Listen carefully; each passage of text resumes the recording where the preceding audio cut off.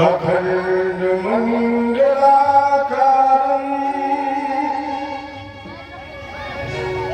व्याप्तमेन चराचरं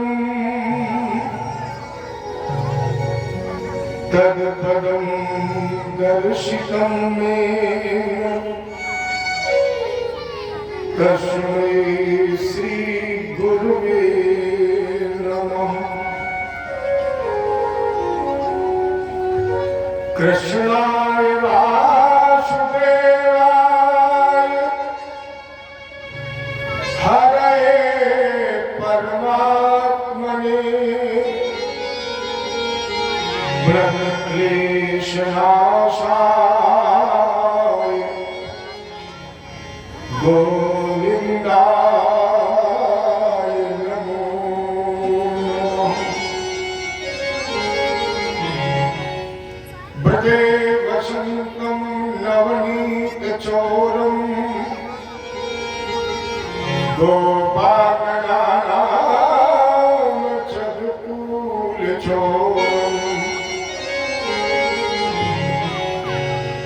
अनेक जन्मार्जित पाप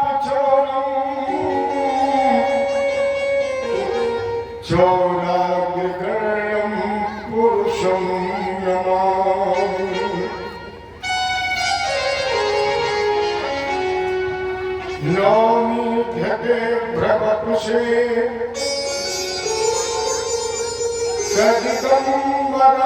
सदिगम्बराय गुञ्जावतंश परिपिच्छल सन्मुखाय वन्यस्त्रजे कवल वेत्र विशाल वेणु लक्ष्मस्त्रिये मृदुपदे पशुपंखगाय गिर को उठाए ब्रज गोपों को बचाए नीहो अग्नि से उबारे पांडु बालक मधारी के राखो गज घंटा तले बालक विहंगम को राखो व्रत नेम धर्म पांडो किनारी को गज की अरज सुन ग्राह से छुड़ाओ शीघ्र भारत में राखो प्रण भीष्म ब्रह्मचारी को तीन विधता पहारी संत सुखकारी है जो मोह दो भरोसो बाही श्यामले बिहारी को। हे भारत के सारथी लाखों बार प्रणाम आकर डोर संभालिए मन की छुट्टी लगाऊं। भगत भक्त भगवंत गुरु चतुर्नाम बपे इनके भगवंदन किए नाशक विघ्न अनेक अग्निर्वरधामं स्वर्णशैलावदेवं धनुर्बल प्रसादं ज्ञाननामग्रण्यं सकलबलनिधानं वानराणामधीशं रघुपति प्रिय भक्तं वातजातं नमामि। गुरुदेव भगवान की कृष्ण भगवान की रामचंद्र की उमापति महादेव की आदिशक्ति मैया की भागवत भगवान की बजरंगबली की जय जय श्री राधे जय जय श्री राधे जय जय श्री राधे। श्री गुरु गोविंद के चरणों में पुरुषा प्रणाम नमन नमस्कार आशीर्वाद की कामना। वो अपने आज के स्थान से मुझे आशीर्वाद प्रदान करें और इस पंचभूत निर्मित तन से वाणी के रूप में प्रकट होकर वो ठाकुर जी की कथा गाए और सुने। इसके पश्चात हमारे परीक्षित के आश्रम को सुशोभित कर रही हमारी माता जी, इनके माता पिता, इनके गुरु गोविंद, इनके पिता, इनके पूर्वज का आह्वान इस व्यासपीठ से वही अपना यथोचित आसन ग्रहण करके आशीर्वाद प्रदान कर और इस कथा को श्रवण करके अनंत पूर्ण फल प्राप्त करें। हमारे इस पंडाल में उपस्थित हमारे स्वजन स्नेही विद्युत समाज के जितने भी लोग बैठे हैं, इनके माता पिता गुरु गोविंद, इनके पिता, इनके पूर्वजों का वाहन, हमारी जो माताएं बैठी हुई हैं, इनके माता पिता, इनके गुरु गोविंद, इनके पिता, पूर्वजों का वाहन, इस व्यासपीठ का वो आमंत्रण स्वीकार करें और आमंत्रण स्वीकार करके इस साप्ताहिक अनुष्ठान में उपस्थित होकर भगवत कथा सुने, सुनकर के निर्विघ्न रूप से इस कार्य को संपन्न कराएं और आशीर्वाद प्रदान करें। हमारे उपस्थित आचार्य जी जिनके माध्यम से आप लोग भगवान की शोभा यात्रा के लिए निकले, हो सकता है शोभा यात्रा कुछ ऐसे स्थानों पर न पहुंच पाई हो जहां पर देवताओं का निवास हो, इसलिए इस व्यासपीठ से समस्त ग्राम, स्थानीय, नगर क्षेत्र के देवताओं का आह्वान, पितरों का, पूर्वजों का आह्वान यथोचित अपना आसन पंडाल में ग्रहण करें। जैसे अपना यथोचित आसन जहां मिले वो वहां अप्रत्यक्ष अदृश्य रूप से उपस्थित होकर भगवत कथा सुने और हम सभी को आशीर्वाद प्रदान करें, जिससे ये कार्यक्रम निर्विघ्न रूप से संपादित हो। और इन सब के आह्वान के साथ चलिए हम आप सभी लोग अपने अपने आराध्य, अपने अपने इष्ट से जुड़े और उनसे सबसे पहले प्रार्थना करें। सभी लोग उनसे कहें, हम राम जी के राम जी हमारे हैं, हम राम जी के राम जी हमारे हैं, हम राम जी के राम जी हमारे हैं, हम राम जी के राम जी हमारे हैं, हम राम जी के राम जी हमारे हैं, हम राम जी के राम जी हमारे हैं।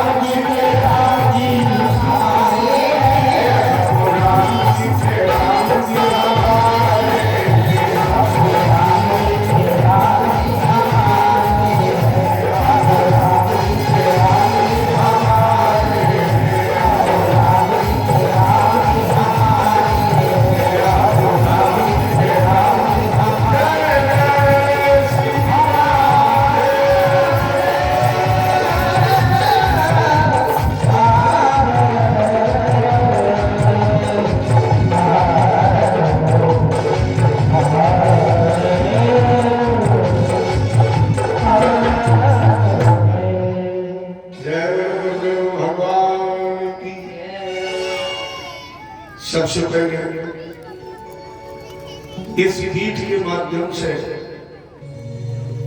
हम अपने अखिलेश भैया को बहुत बहुत बधाई देंगे, बहुत बहुत धन्यवाद देंगे, इसलिए कि उन्होंने दो बिछड़े हुए मित्रों को मिलाया है।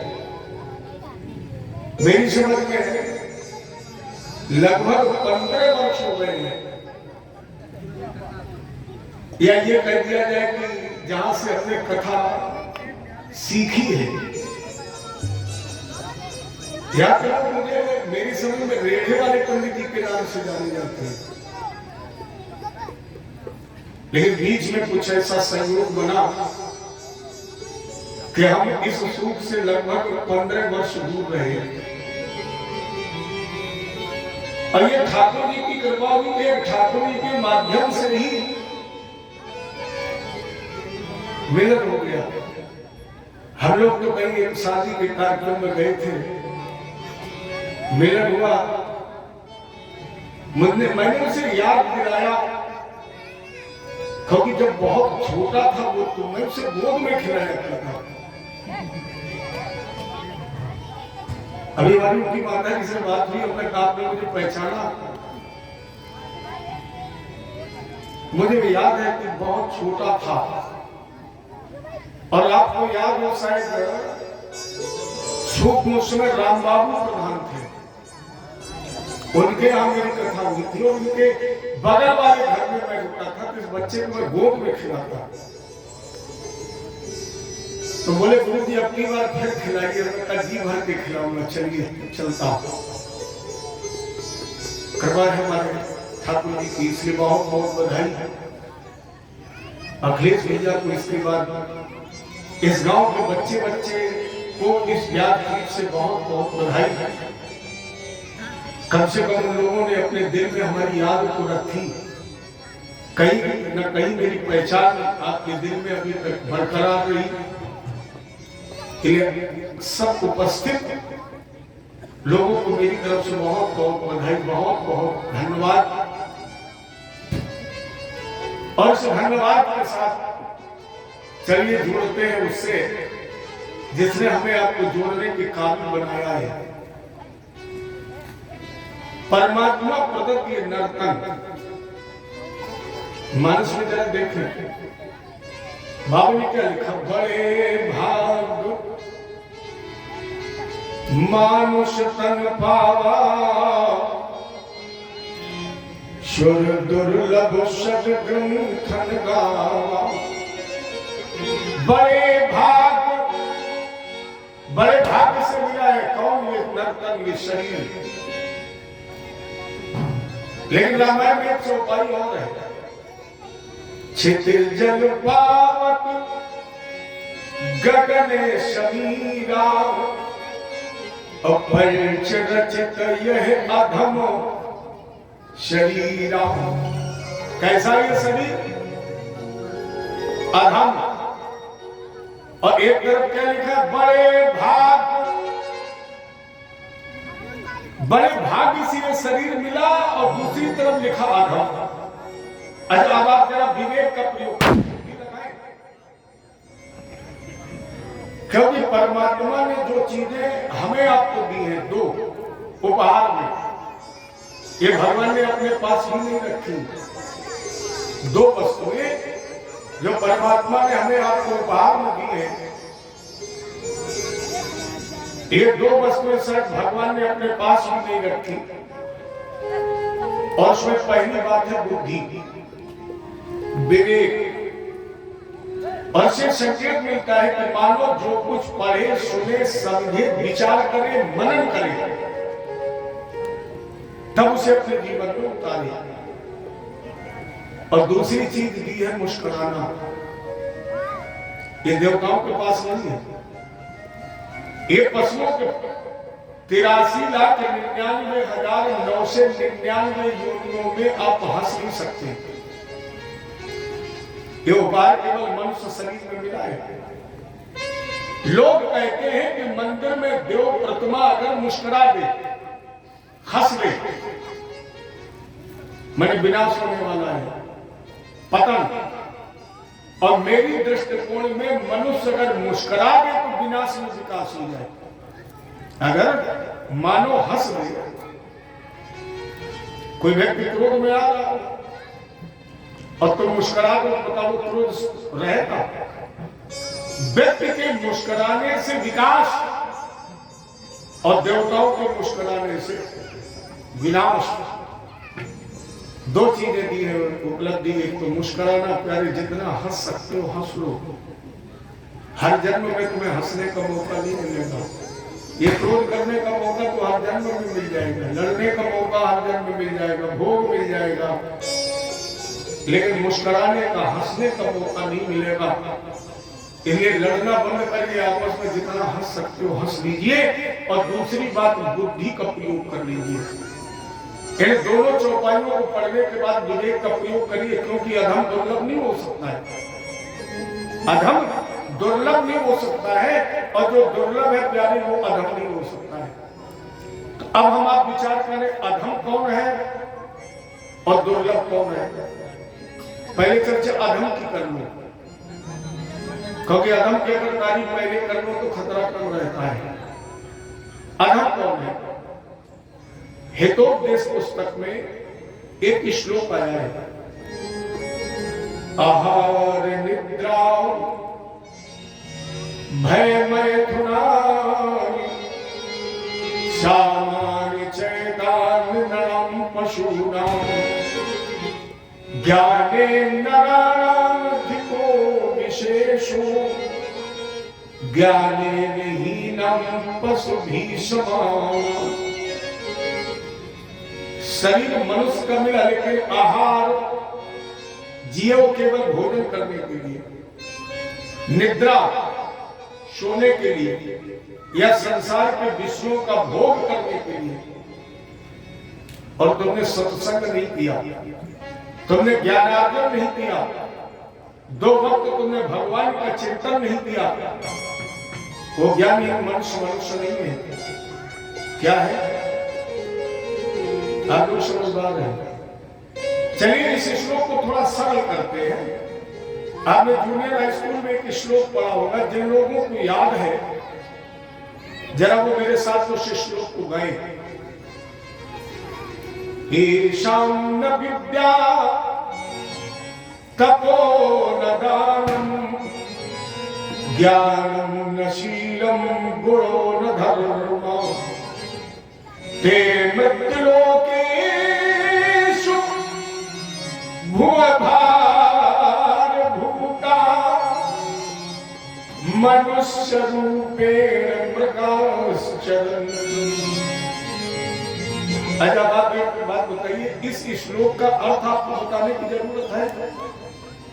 जिन लोगों ने इस श्लोक को गाया है, मेरी समझ में उनको सबको इसका अर्थ मालूम है। एषां न विद्या, शरीर मनुष्य का मिला, विद्या नहीं है, तप नहीं है, दया नहीं, दान नहीं, धर्म नहीं, स्वाध्याय नहीं, विवेक नहीं, वो सत्संगहीन मनुष्य मनुष्य नहीं है। क्या है? फिर वही कहूंगा मैं, आप स्वयं समझदार हैं।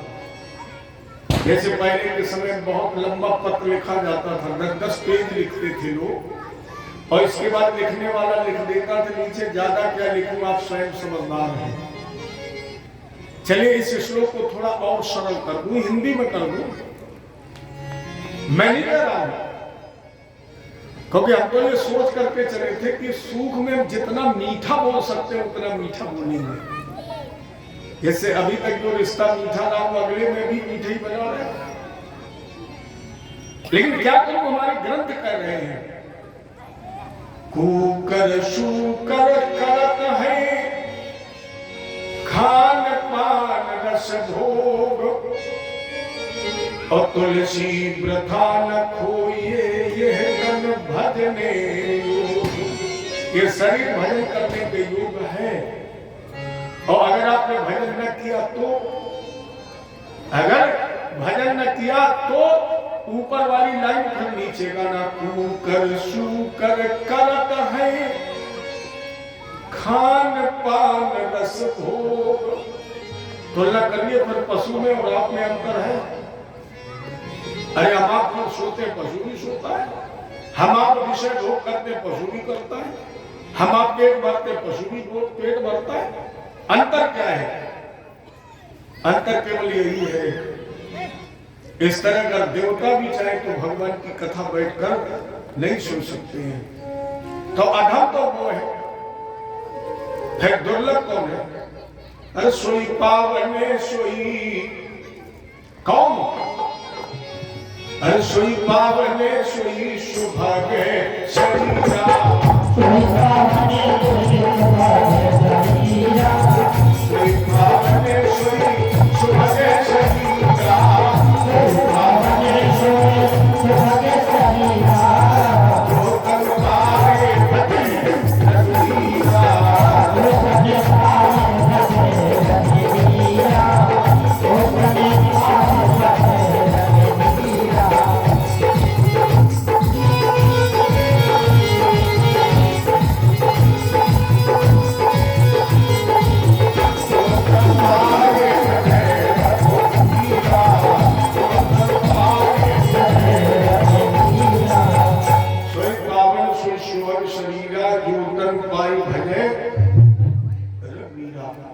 वो शरीर देव दुर्लभ है। कौन शरीर? जिससे भगवत कथा सुनी जाए। श्यामे मनः कृष्ण पदारविंद, जिसका मन भगवान के चरणों में लग गया है, वो तत्व देव दुर्लभ है। तो ये कहा जा सकता है कि जितने भी लोग आज हमारे पंडाल में बैठे हैं, ये सब कल देव दुर्लभ है।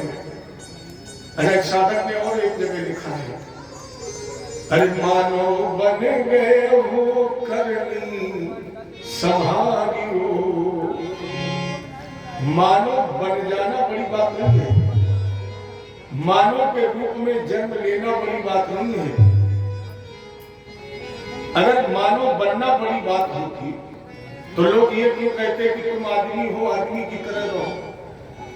इसके मतलब मानव के रूप में जन्म लेना और मानव की तरह रहना, दोनों में अंतर है। मानव बन गए हो, अरे मानव बन गए हो करनी संभालियो, हीरा जन्म नाद का।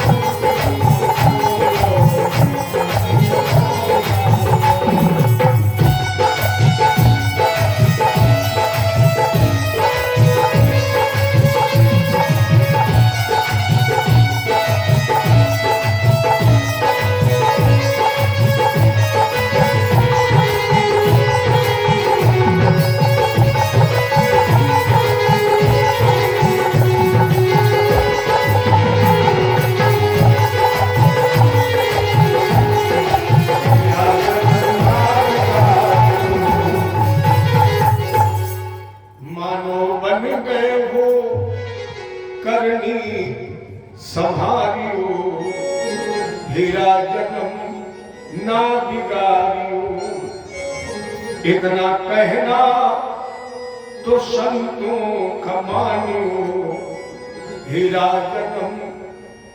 तो आज हम कह सकते हैं सोई पावन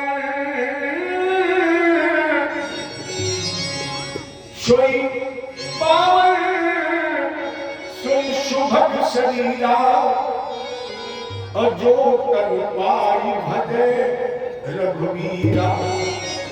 वो शरीर दिल दुर्लभ है जो भगवत कथा में लगाया। और जब हमने भगवत कथा में तन लगाया, मन लगा, तो भगवान ने अपनी बाल में प्रतिमूर्ति श्री भागवत भगवान के दर्शन का गौरव भी दिया। प्यार याद रखना, भागवत सुनने का विषय नहीं है, भागवत कहने का विषय नहीं, भागवत वाणी का विषय नहीं है, भागवत दर्शन करने का विषय है। क्योंकि अगर भागवत दर्शन करने का विषय न होता तो आप ही लोग तो कहते हैं कि जब तक व्यासपीठ के सामने नहीं जाता हूं, जब तक भागवत वक्ता से मेरी नजर से नजर नहीं मिलती, तब तक मुझे कथा का असली रस नहीं मिलता। तो ये कानों का रस, ये कानों का रस नहीं, आंखों का रस है। क्योंकि आंख से आंख जब मिलती है तो आंख पीती तो नहीं है, आंख क्या करती है? देखती है। इससे ये सिद्ध होता है कि भागवत न सुनने का विषय है, न पान करने का विषय, न कहने का विषय है, प्यारे भागवत दर्शन करने का विषय है। और जीवन में अगर एक बार भागवत भगवान का दर्शन हो जाए, देखो इस ग्रंथ की एक विशेषता है, जैसे आप कागज के पन्ने मत मानिए, केवल इसे गाना बजाना मत मानिए, केवल इसे इतिहास मत मानिए, ये भगवान का जीवंत स्वरूप है। ये बात में प्रतिमूर्ति है भगवान कृष्ण की। और जहां भागवत भगवान पहुंचते वो सबसे पहले पहुंचती है रास राशेश्वरी माता राधा जी के चरण। जहां भी इस कार्यक्रम का आयोजन होता है, जहां भी हमारे भागवत भगवान का पदार्पण होता है, वहां सबसे पहले पहुंचती है रास राशेश्वरी माता राधा जी के चरण। और वो चरण जानते हो, भक्ति के रूप में नृत्य करते हुए शोभा यात्रा में चलते हैं। सबसे पहले चरण ही तो चलते हैं। माने राधा की भक्ति जब हमारे हृदय में जाती है तो हम उनकी वाग्मयी प्रतिमूर्ति के साथ नृत्य करते नाचते हैं। और राधा जी के चरण कहाँ हैं? जहां हमारे ठाकुर जी हैं। और ठाकुर जी कहाँ हैं? जहां वृंदावन है। तो वर्तमान में तो ये वृंदावन है, जहां भागवत भगवान का पदार्पण हो गया। वो क्षेत्र साधारण नहीं रहा, वो तो वृंदावन बन गया। और इस वृंदावन धाम में वो ग्रंथ स्थापित किया गया, प्रतिष्ठा की गई, जिसमें 12 स्कंद हैं, 12। बहुत ध्यान देने का विषय है। जो ग्रंथ आपके सामने रखा गया है, इसमें 12 स्कंद हैं, 12। और द्वारका जो भगवान ने बसाई है जरासंध के सामने से भाग पर, अष्टादशम संग्रामे आगे मिलतदंतरम। जब जरासंध ने 18वीं बार आक्रमण किया तो भगवान ने जाकर समुद्र में एक नगर बसाया। और वो नगर कितना है? ध्यान इस विषय पर देना है कि नगर कितना बसा है। इति समंत्र भगवान दुर्गा 12 योजनम। जो भगवान कृष्ण ने नगर बसाया है उसमें योजन है 12। अच्छा, भागवत में स्कंद कितने? अभी मैंने बताया कितने हैं? 12। और भगवान ने जो द्वारका बसाई उसमें योजन कितने हैं? 12। और हमारे वासुदेव भगवान का जो मूल मंत्र है, ओम नमो भगवते वासुदेवाय, कितने अक्षर है? 12। चलिए 2-4 बार गा लेते हैं। ओम नमो भगवते वासुदेवाय, ओम नमो वासुदेवाय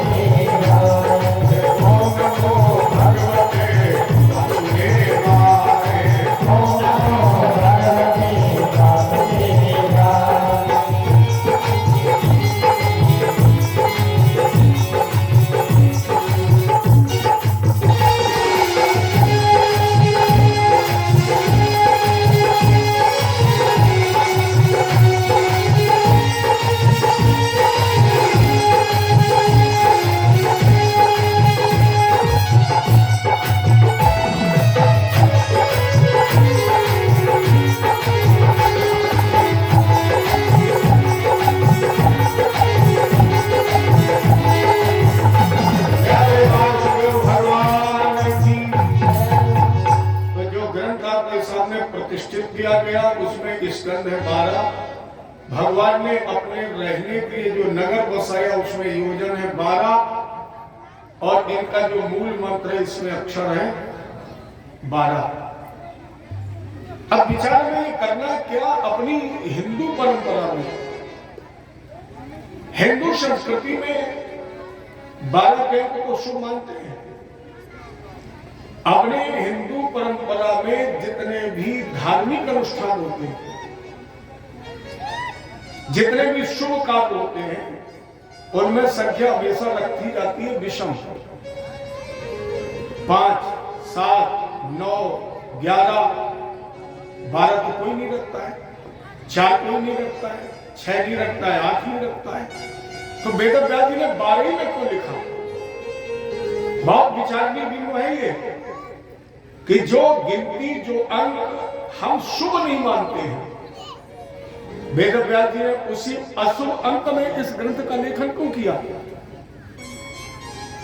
भाई किसी का प्रतिबंध तो था नहीं, हम पर यह प्रतिबंध है कि मैं 7 दिन बोलना है, और जहां यह कह दिया जाए कि आप जितना बोल सकते हैं, जितने दिन बोल सकते हैं बोलो,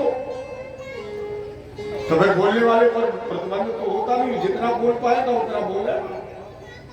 तो वेद व्यास जी ने जब लिखना शुरू किया तो प्रतिबंध नहीं था, तो 12 में ही क्यों लिखा? 15 में लिख देते, 21 में लिख देते, 51 में, अच्छा नहीं इतना लिखना तो 7 में लिख देते, 12 में क्यों लिखा? चलिए, ये भगवान के 24 अवतारों में एक अवतार है। देवी भागवत के आधार पर ये इस द्वापर के 28वें व्यास है। अब भगवान के अवतार है, लेकिन भगवान कृष्ण अवतार नहीं है, भगवान राम और कृष्ण अवतार नहीं है, ये पूर्ण ब्रह्म है। भगवान राम पूरक है और भगवान कृष्ण पूर्णतम है। और जो पूर्णतम है अपने आप में, उसने जब अपने लिए नगर बसाया तो 12 में क्यों बसाया? मेरी समझ में किसी का पहले से पट्टा तो होगा नहीं। समुद्र के अंदर कोई रेखा का सीमांकन नहीं दिया गया है, चाहते तो 12 की जगह 42 में बसा लेते, 12 में क्यों बसाया? और इनका नाम अक्षर मंत्र में 12 क्यों ही है? मेरा अपना ये भाव है कि पहले जीवन में अगर भागवत भगवान का दर्शन हो जाए, द्वारका धाम की परिक्रमा करने का गौरव मिल जाए, और अंतरात्मा से ओम नमो भगवते वासुदेवाय इस मंत्र का उच्चारण हो जाए, फिर आपको भगवान को ढूंढने की आवश्यकता नहीं है। इसके मतलब परमात्मा आपको मिल गया। अगर भागवत जी का दर्शन हो जाए, द्वारका धाम की परिक्रमा हो जाए और मूल मंत्र का उच्चारण हो जाए, तो फिर भगवान को ढूंढने की आवश्यकता नहीं है। इसके मतलब आपको परमात्मा का दीदार हो गया है। अब कहोगे क्यों? क्योंकि भगवान का साकार स्वरूप है। अगर साकार स्वरूप की गणना की जाए तो हमारे आपके शरीर में 12 ही अंग हैं। 5 कर्मेंद्री, 5 ज्ञानेंद्री, 1 मन और 1 बुद्धि। कितने हो गए? 12। जब भगवान इस धराधाम पर साकार रूप में आए तो उनके भी 12 अंग थे। 5 कर्मेंद्री, 5 ज्ञानेंद्री, 1 मन, 1 बुद्धि।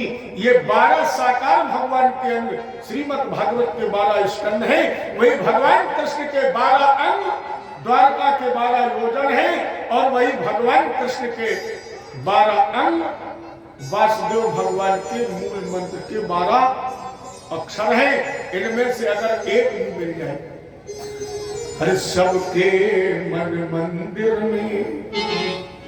चलिए पहले दिन एक बात नोट कर लीजिए, बिल्कुल गांठ बांध लीजिए।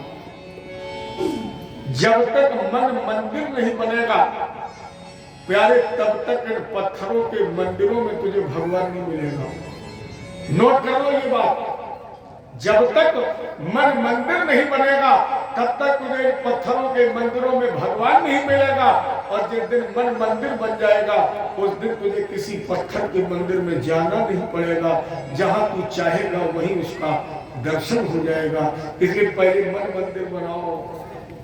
नहीं, पहले जब कीर्तन होता पुराने जमाने, अब तो बहुत कुछ होता, अब तो इल्मी फिल्मी जुल्मी क्या चले भगवान मालिक है। लेकिन मुझे याद है जब पहले लोग कीर्तन गाते थे तो एक कीर्तन जरूर होता था, अधिकांश लोग कीर्तन होता था। हर कीर्तन में कौन? तेरे पूजन को भगवान बना मंदिर आलीशान, तेरे पूजन को भगवान बना मंदिर आलीशान, तेरे पूजन को भगवान बना मंदिर आलीशान।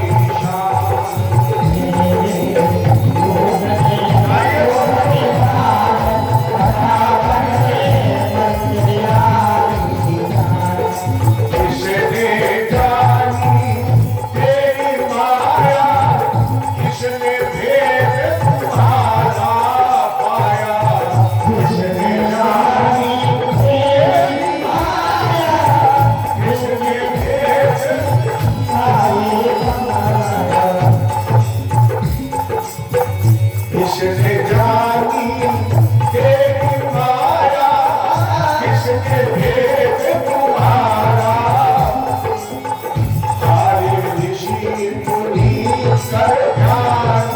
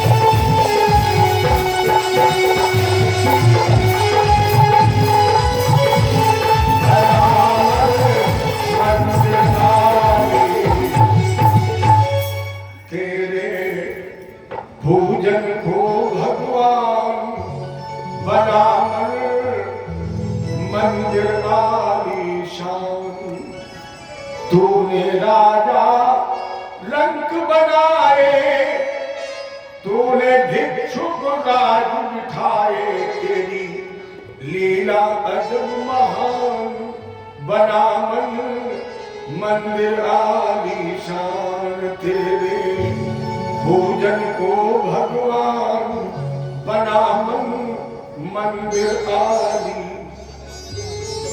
मेरे एक ही भाव समझाने का उद्देश्य है कि अगर इन तीन में से एक का भी दर्शन हो जाए तो समझो आपको बिहारी जी का दर्शन लाभ प्राप्त हो गया है। और एक तो प्रत्यक्ष कर पाए, बाद में प्रतिमुख भागवत भगवान का माप दर्शन कर रहे, जिसमें 335 अध्याय है। द्वादश स्कंद का भाव दिया 335 अध्याय। जरा इनको जोड़ के देखिए कितना बनता है। 335 3 3 6 5 11, एक में एक मिला दिया जाए कितना बनेगा बेटा मालूम है? एक को अगर एक में मिलाया जाए तो कितना बनेगा? है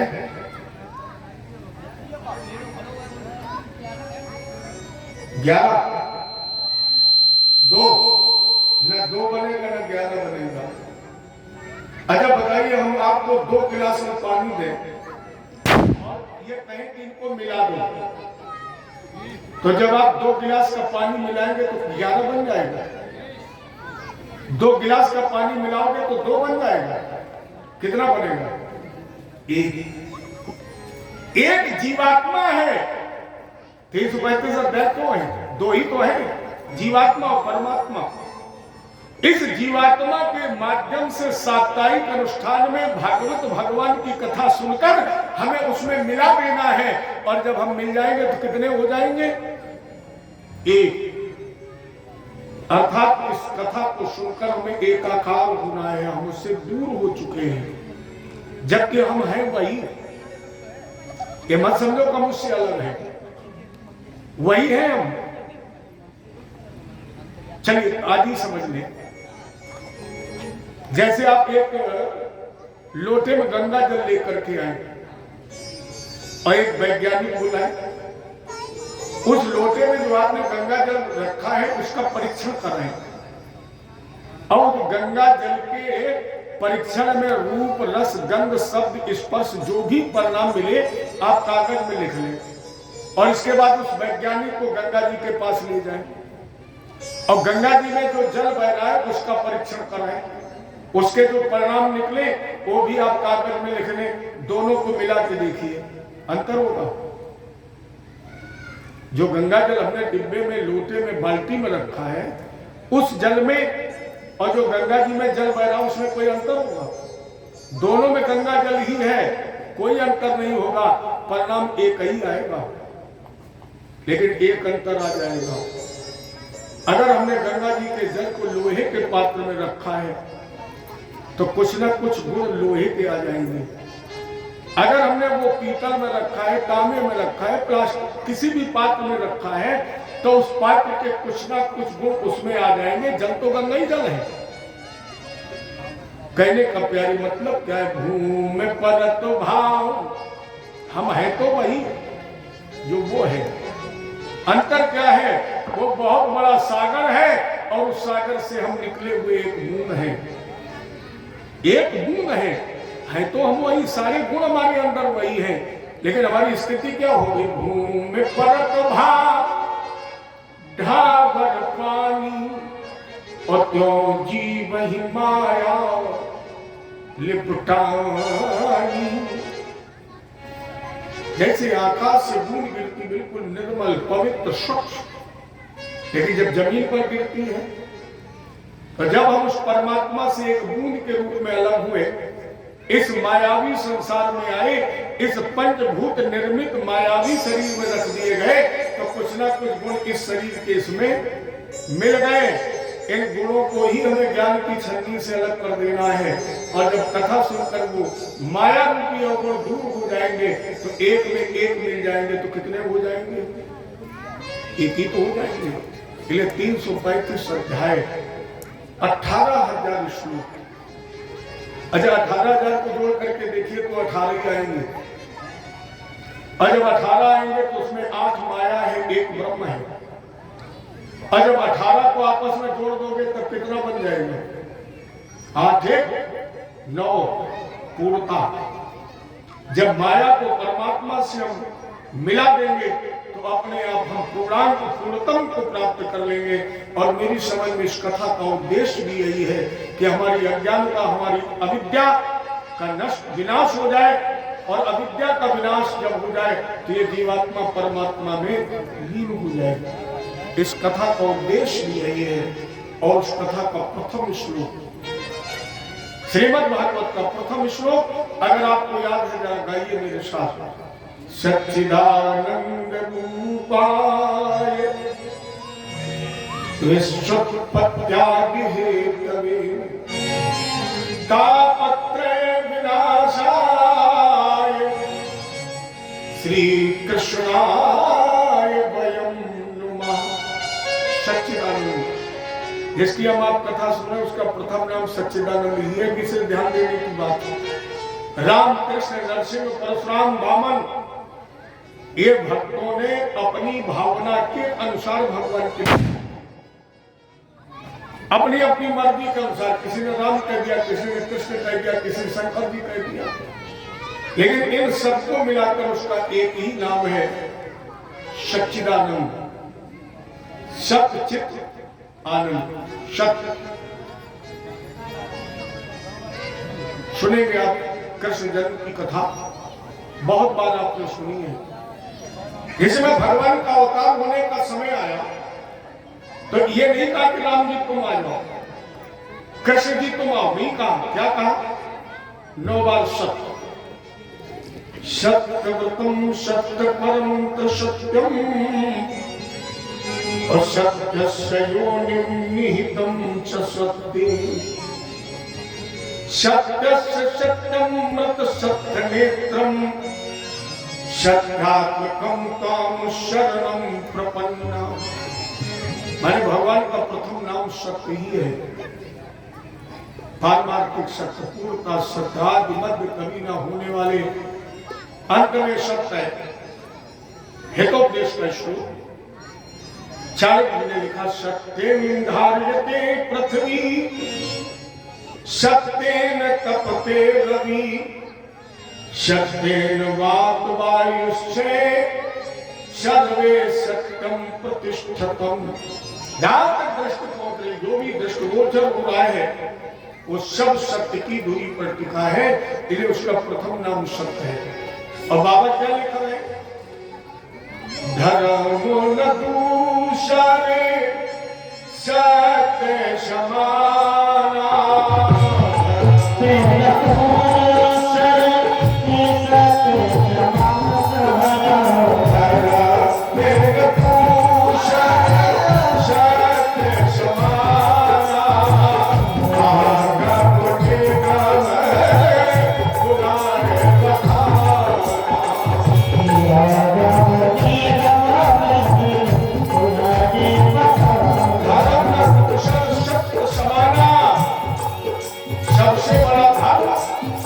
सत्य ही है, ये उसका प्रथम नाम सत्य।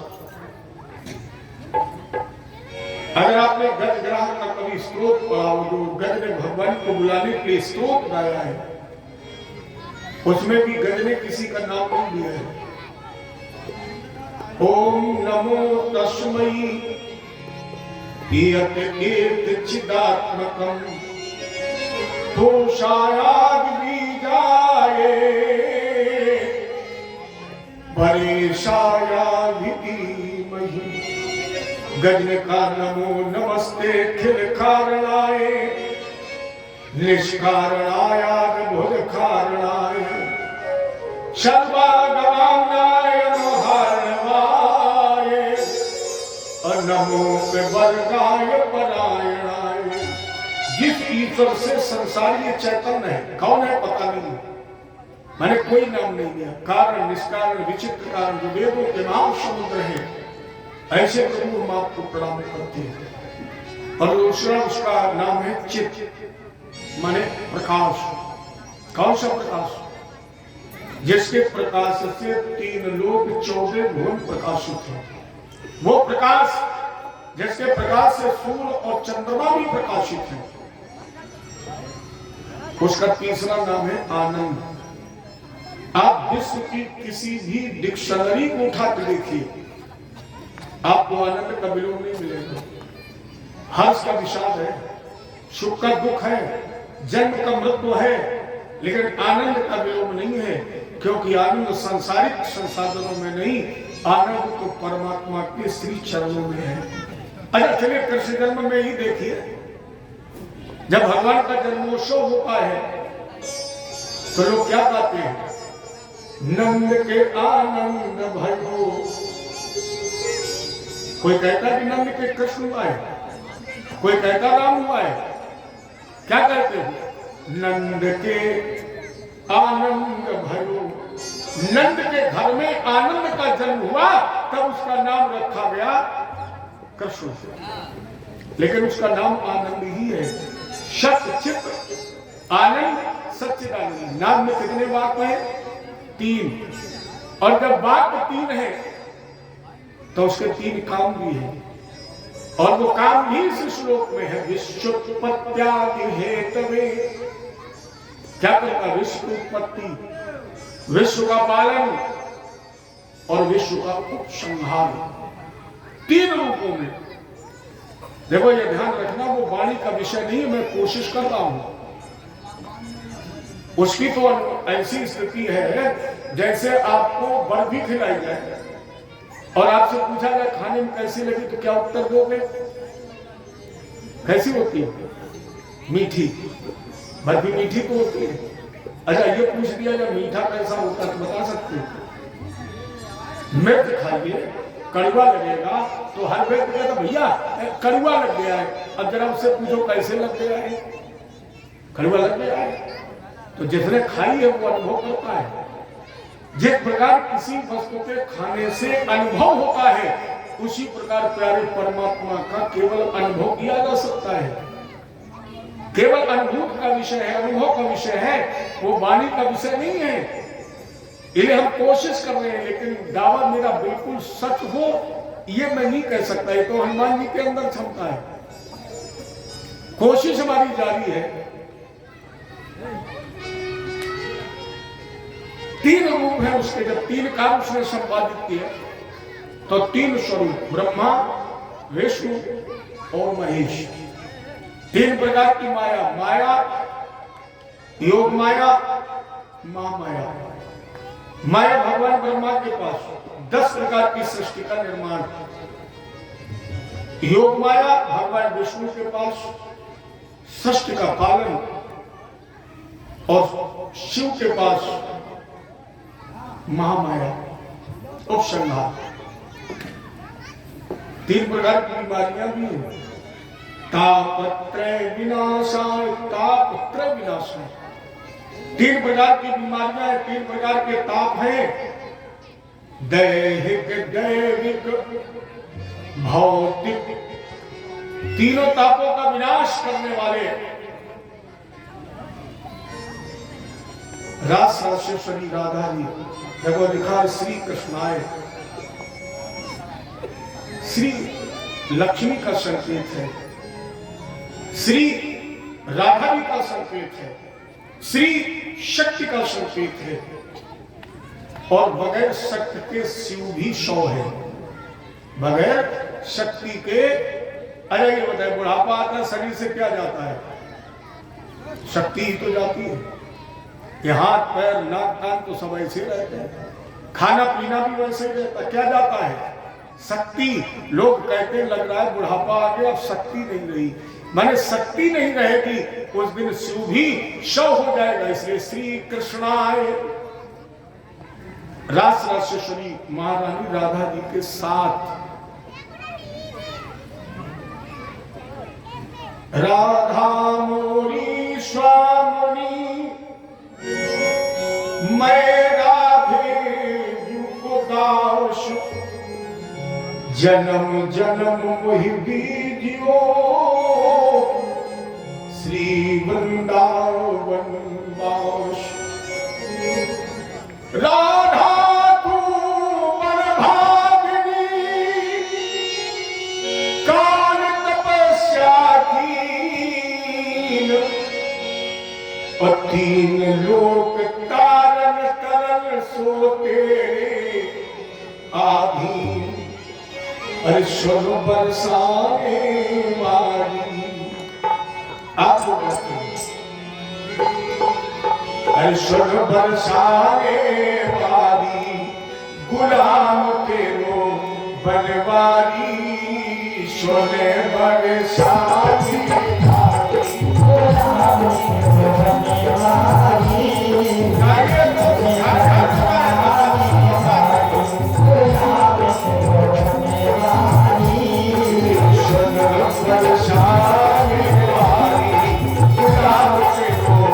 बनवारी।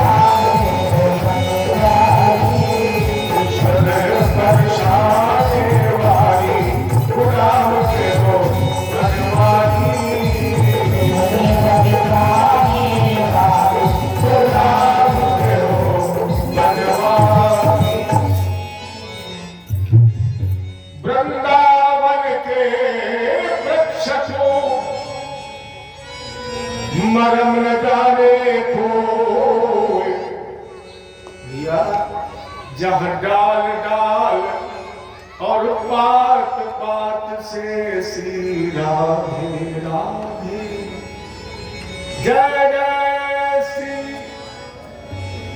ऐसा नहीं लग रहा है कि आप लोग कुछ ज्यादा तेज बोल रहे हो, क्यों इतनी ताकत लगाते हो, थोड़ा धीरे बोलिए। जय जय श्री।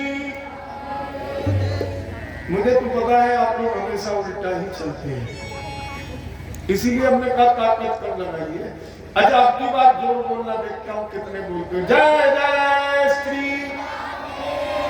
शाबाश, सूख के नार। इतना बोलते रहोगे तो फिर 7 दिन बढ़िए आनंद नहीं आएगा।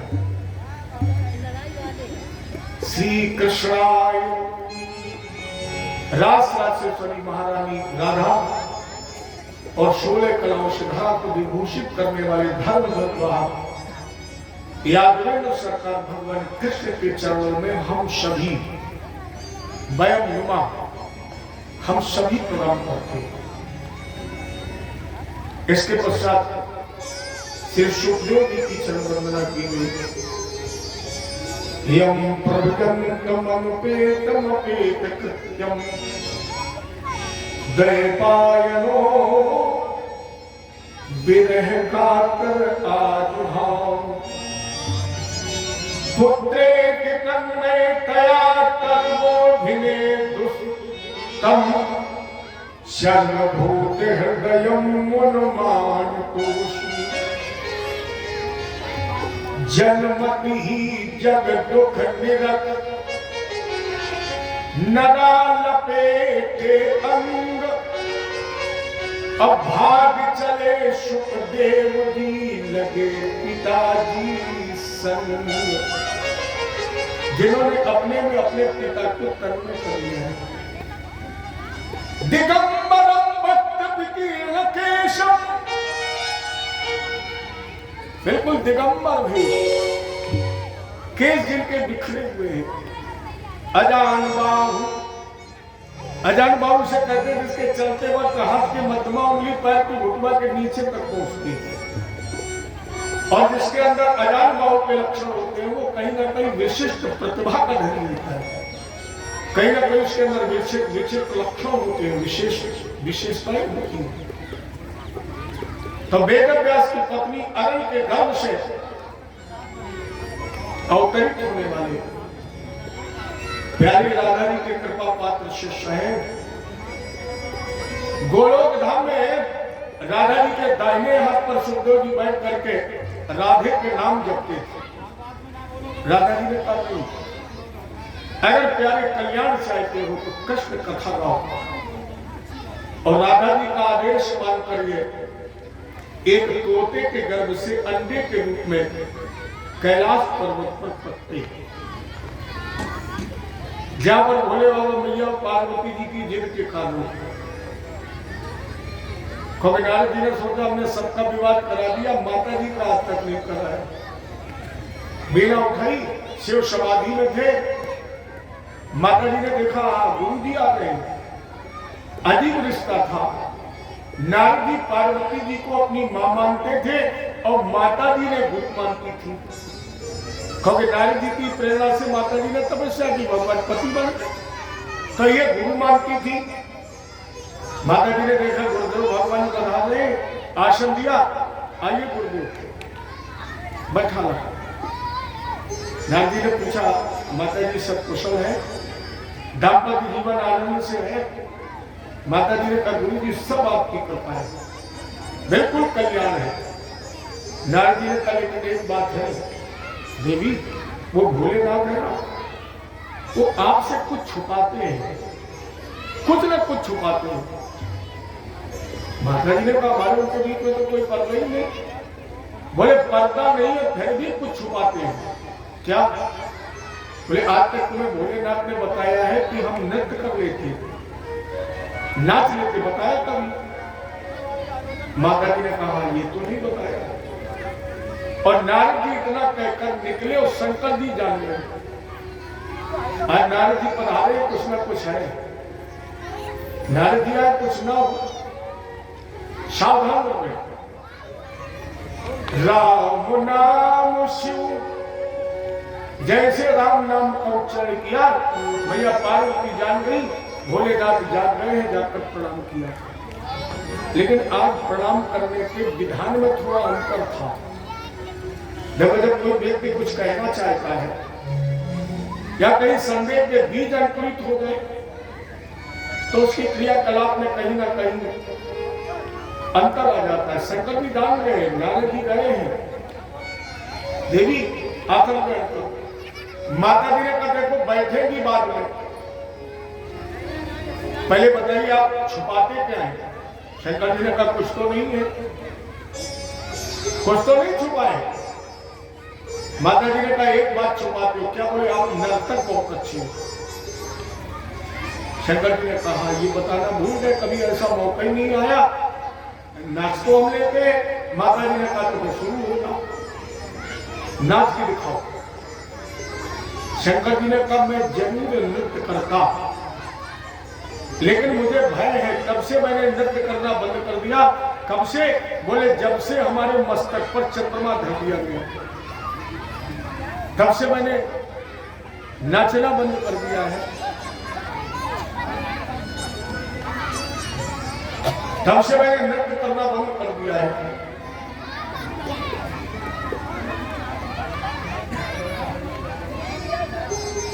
क्योंकि अगर मैंने नृत्य प्रारंभ किया और चंद्रमा में अमृत का निवास है, अगर कहीं चंद्रमा हिल गया, अमृत की बूंदें छलक जाएंगी तो ये सारे मुंडमाल जिंदा हो जाएंगे, सब तुम्हारी सौत बन जाएंगी। माता जी ने कहा गुरु जी कैसे थे? आप बोले बाबा कभी मत नाचना।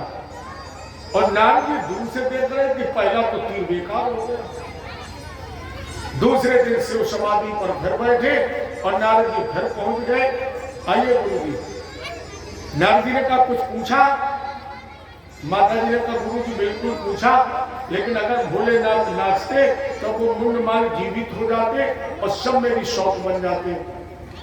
नारद जी ने कहा बस देवी तुम इसी जगह गलती कर रहे, तुमको ये पूछना चाहिए था भोले बाबा से कि आखिर ये मुंडमाल तुम किसकी पहने हो जो जीवित होकर मेरी शौक बन जाएंगे? तो तुम्हें बताई नहीं। श्रीमन नारायण। और नारद जी चले गए। दूसरे दिन माता जी ने फिर प्रणाम किया, कहा भोले बाबा ये बताओ खोपड़ी किसकी बन जाएगी? जो जीवित हो जाएंगी तो शौक बन जाएंगी। आपने समाधि के समय मुझे छोड़ दिया, लेकिन मुंडमाल गले में बताओ ये किसकी है? शंकर जी ने कहा ये देवी सब तुम्हारे अवतार हैं, हम तुम्हें इतना प्रेम करते हैं कि जितने भी तुम्हारे अवतार हुए तुम्हारे जाने के बाद मैंने सब अपने गले में माला के रूप में धारण कर लिया। माता जी ने कहा भोलेनाथ का मरते मरते थक गई हूं, अब मैं भी मरना नहीं चाहती, इसलिए मुझे भी वो औषधि, वो दवा। शंकर जी ने कहा दवा नहीं है, वो अमर कथा है। जय जय राम कथा कि जय श्री राम कथा, जिसको श्रवण कर कट जाती है, यार जिसको श्रवण कर कट जाती है जन्म जन्म की व्यथा। कि जय जय राम कथा कि जय घन श्याम कथा, जय जय श्याम कथा कि जय श्री राम कथा। जिसको श्रवण कर अमर हो गए हैं, जिसको सुन के अमर हो गए हैं श्री हनुमंत लला। कि जय जय राम कथा कि जय श्री श्याम कथा कि जय जय राम कथा। क्योंकि जिसके श्रवण से कट जाती है, प्यारे जिसके श्रवण से कट जाती है जन्म जन्म की व्यथा। कि जय जय राम कथा कि जय श्री राम कथा। माता जी ने कहा वही सुनाओ कथा। अब हमें वही कथा सुनाओ। भोले बाबा ने कहा सामने आसन लगाओ। माता जी आसन लगा के बैठ गई। शंकर जी ने तीसरा नेत्र खोला। जितने भी जीव जंतु थे सब कैलाश छोड़ करके चले गए। यही एक तोते का अंडा उसी वृक्ष की खोप में बैठा। शंकर जी ने कहा देवी तुम हुकारी भरना हो, हम कथा सुनाए। इन्होंने कथा शुरू कर दी। माता जी हुकारी भरने लगी। तब तक वो तोते का अंडा फूट गया। माता जी ने क्या किया, जैसे कृष्ण कथा में रस मिला, आंखें बंद कर ली। फिर भगवान की कथा में रस मिले, आंखें कभी मत बंद करना। क्योंकि रस में अगर आपने आंखें बंद करनी तो 2 मिनट बाद काम भी अपना काम बंद कर देंगे। और वही माता जी ने किया। जैसे भगवान की कथा में आनंद आया, माता जी ने नेत्र बंद कर लिए। 5 मिनट बाद सो गई। हुकारी बंद हो गई। तोते के बच्चे ने सोचा ये कथा अपूर्ण रह जाएगी, इसलिए हमारे सुखदेव जी ने हुकारी भरनी शुरू कर दी। पूरी कथा सुना दी। देखो अभी भगवान शंकर कह चुके हैं कि जो इस कथा को सुन लेता है वो अमर हो जाता है। लेकिन जब शंकर जी को ही क्रोध आ गया तो इन्हें अपनी वाणी पर ही भरोसा नहीं रहा। कभी देवी पार्वती जी ने कहा वो कथा सुना। भोले बाबा ने कहा तो पूरी सुनाओगे, तुम हुकारी भी कर रही। माता जी ने कहा मैं तो प्रगाढ़ निद्रा में थी। शंकर जी ने कहा तो हुकारी कौन किसने भरी। और जैसे तीसरा नेत्र खुला, सुखदेव जी भाग खड़े हुए। भोले बाबा को विवेक नहीं रहा और उस अमर कथा का पान करने वाले सुखदेव जी को मारने के लिए त्रिशूल फेंक दिया। क्रोध में व्यक्ति कितना अविवेकी हो जाता है। याद रखना, जब व्यक्ति को गुस्सा आता है तब वो हमेशा अपना नुकसान करता है। क्रोध में व्यक्ति कभी दूसरे का नुकसान कर ही नहीं सकता है। कितनी भी कोशिश करके देख लो, जिसे भी गुस्सा आएगा वो केवल अपने ही नुकसान करेगा, दूसरे का नहीं कर सकता। एक मान बाबा बोले गुरुजी हम अपना नहीं करते, किसका करते हो।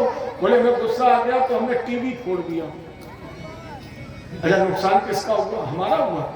टीवी तुमने तोड़ी, तुम्हारा नुकसान हुआ, तो कल फिर 30,000 की खरीदी। एक बोले शाम को गुरुजी हमने अपना नुकसान नहीं किया, किसका किया। बोले पत्नी का हाथ तोड़ दिया। हमने कहा अच्छा किया, दोनों तोड़ देते और अच्छा रहता। क्यों भैया, हाथ तोड़ दिया, नुकसान किसका हुआ। ले जाओ हाईलाइट प्लास्टर करवाओ, कम से कम 2-3 महीने सेवा करो, रोटी बना के खाओ, खिलाओ। नुकसान किसका हुआ, 10-50,000 खर्च हुए। व्यक्ति कभी भी गुस्से में दूसरे का नुकसान कर ही नहीं सकता है, अपनी करता। भोले बाबा ने भी नुकसान कर दिया। क्या कहे, अमर कथा सुनने वाला अमर ताजे अवध।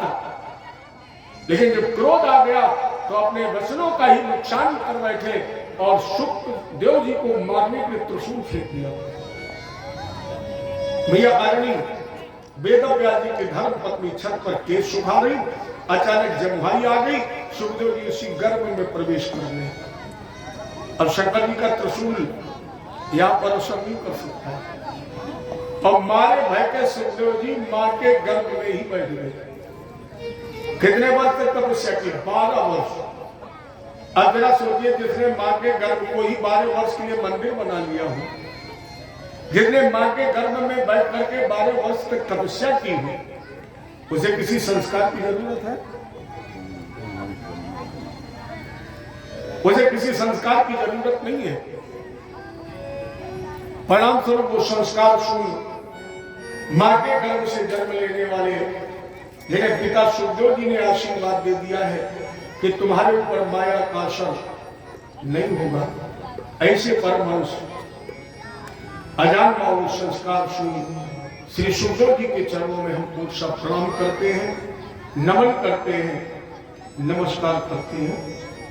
इसके पश्चात आधार बनाया गया नैमिष्टि नैमिषेषुतमासीनम